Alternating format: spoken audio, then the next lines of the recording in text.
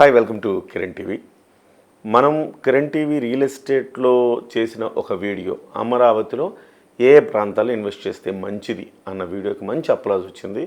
చాలామంది దాదాపుగా ఛానళ్ళు ప్రారంభమే అయినప్పటికీ కూడా దాదాపుగా 20,000 మంది వరకు ఆ వీక్షకులు వీక్షించారు.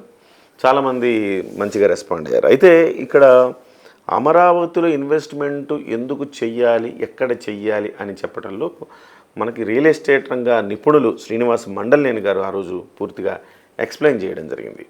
సో దానికి ఒక రీజన్ కూడా చెప్తా. దాని మీద ఒక సంపూర్ణమైన అథారిటీ ఉండడం వల్లనే నేను ఇక్కడ ఎక్స్ప్లెయిన్ చేయడానికి తీసుకొచ్చా. First thing. రెండోది, ఆయన సొంత ప్రాంతం అదే గుంటూరు, అలాగే విజయవాడ మధ్యలో ఉన్న అమరావతి, ఆ ఏరియా, ఆ బౌండరీలోనే ఆయన సొంత ప్రాంతం.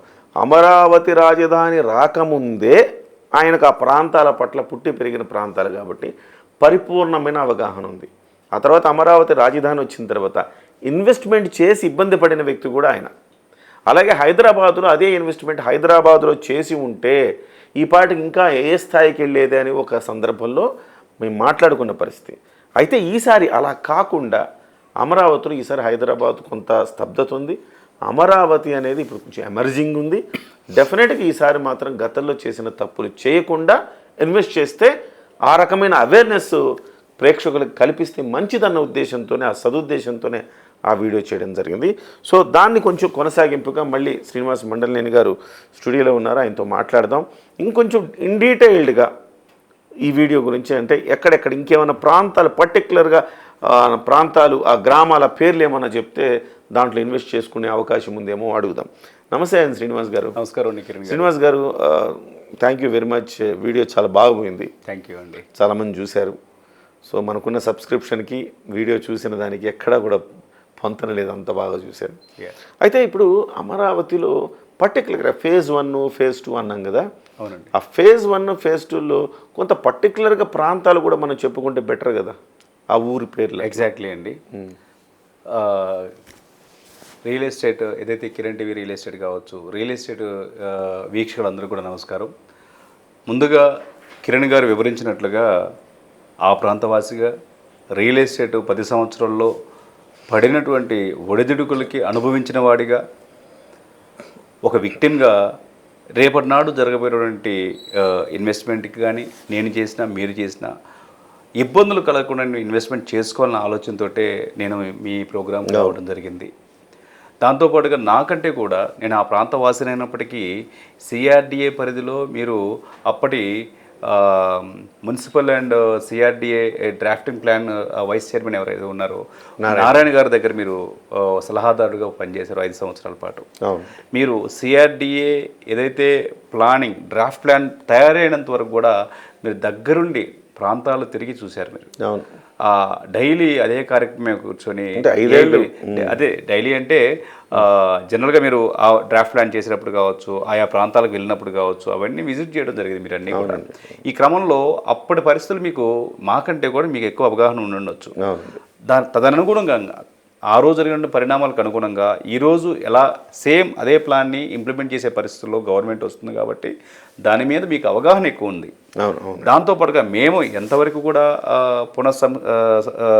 పునర్నిర్మాణం చేసే క్రమంలో మేము ఆలోచించుకొని పూర్తిగా అవగాహన తెచ్చుకొని ఎలా చేస్తే బాగుంటుందనే ఆలోచనతో నేను ఈరోజు మాట్లాడడం జరుగుతుంది.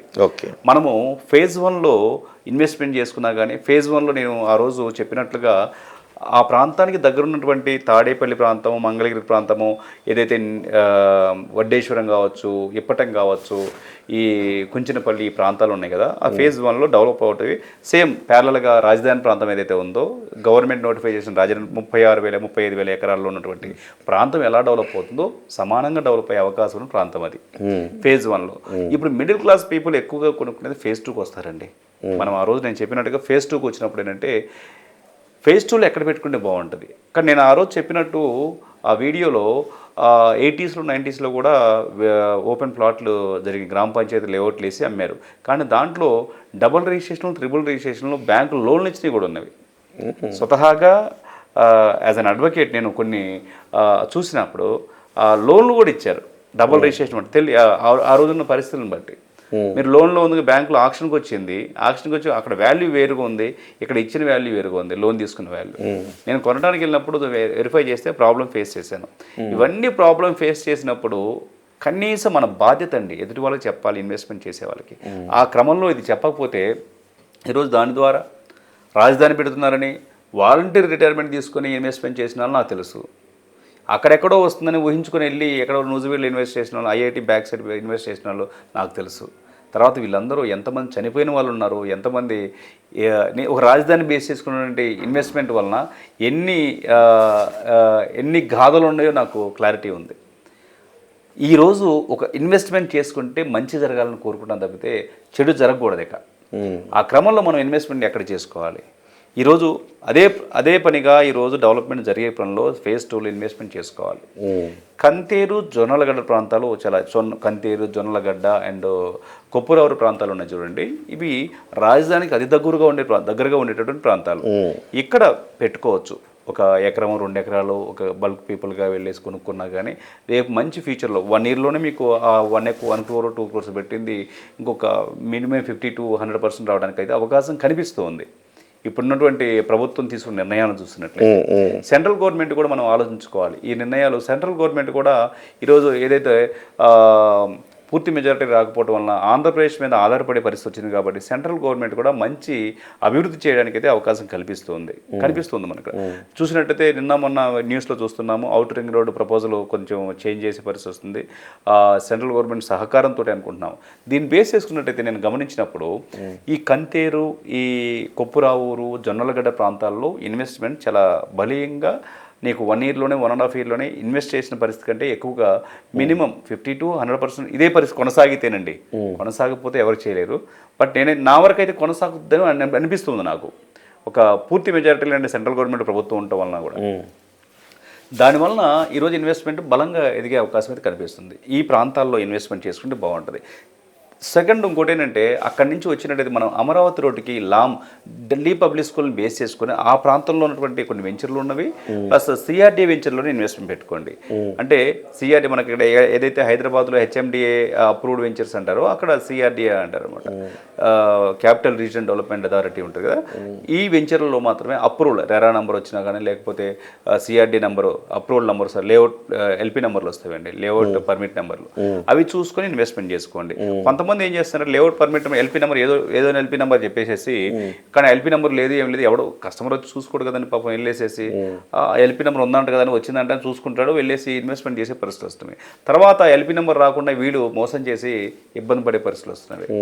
ఇలాంటి లేకుండా అన్ని రకాలుగా వెరిఫై చేసుకోండి ఇన్వెస్ట్మెంట్. ఈ డిపిఎస్ ప్రాంతంలో అమరావతి రోడ్డు దగ్గరికి వెళ్ళేటప్పుడు ఈ జొన్నలగడ్డని దాటేసి అటు పొన్నెకల్లు, ఇటు పక్కన తాడికొండ, ఈ ధరణికోట ఏదైతే మెయిన్ అమరావతి టెంపుల్ ఉండొచ్చు అక్కడ వరకు కూడా ఇన్వెస్ట్మెంట్ పెట్టుకుంటే సెకండ్ ఫేజ్లో ఉపయోగపడుతుంది. బట్ లాంగ్ టర్మ్ ఇన్వెస్ట్మెంట్ చాలా బలీయమైనటువంటి అవకాశాలు, ఫలితాలు అయితే రావడానికి అవకాశం ఉంది అక్కడ. ఈ 2 ప్రాంతాలు పెట్టుకుంటే ఇప్పుడున్న పరిస్థితి ఎవరైనా ఇన్ఫ్రాస్ట్రక్చర్ లేకపోయినా పెట్టుకోవడానికి అవకాశం ప్రాంతాలు. దీనికి మించి ఇంకెక్కువ వెళితే దూరంగా వెళ్ళి కొన్ని లక్షల్లో ఎకరాలు కొనుక్కోవడం తప్పితే ఎక్కువ ఇన్వెస్ట్మెంట్ చేసి అబాస్పాలయ్యి మన ఫ్యామిలీస్ని మనం ఇబ్బంది పెట్టుకోవద్దు. Right sir. Thank you very much Srinivas గారు. సో ఆ రకంగా అంటే శ్రీనివాస్ గారు నాలెడ్జ్లో శ్రీనివాస్ గారు చెప్పారు. మీరు కూడా ఇది ఒక చిన్న సలహా మాత్రమే, మీరు ఎంక్వైరీ చేసుకోండి. అలాగే ఎవరైనా ఇన్వెస్ట్మెంట్ చేయాలనుకున్నప్పుడు ఖచ్చితంగా 1కి 10 సార్లు ఎంక్వైరీ చేసుకుంటారు కదా, అట్లా ఎంక్వైరీ చేసుకోండి, తిరగండి, ఒక ఫ్యాక్ట్ చెక్ చేసుకోండి, ఆ తర్వాతే ఇన్వెస్ట్మెంట్ చేసుకోండి. సో ఇంతకుముందు నేను చెప్పినట్టుగా డబ్బులు మీ దగ్గర ఉంటేనే ఇన్వెస్ట్మెంట్ చేసుకోవాలనుకుంటేనే చేయండి. బయట నుంచి డబ్బులు తెచ్చి వేలం వెర్రిగా గతంలో చాలామంది అప్పులు చేసి మరి అమరావతి ఏదో అలా వెళ్ళిపోద్దని చెప్పేసి ఇన్వెస్ట్ చేసి చాలా దెబ్బతిన్నారు. అలా కాకుండా పరిగెట్టి పాలు తాగడం కంటే నిలబడి నీళ్లు తాగడం నయం అన్నట్టుగా మీరు ప్రశాంతంగా మీ దగ్గర ఉన్న డబ్బులతో మీ యొక్క శక్తి మేరకు మాత్రమే ఈ ప్రాంతాల్లో ఇన్వెస్ట్ చేసుకునే అవకాశం ఉంటే చేసుకోండి. నమస్తే.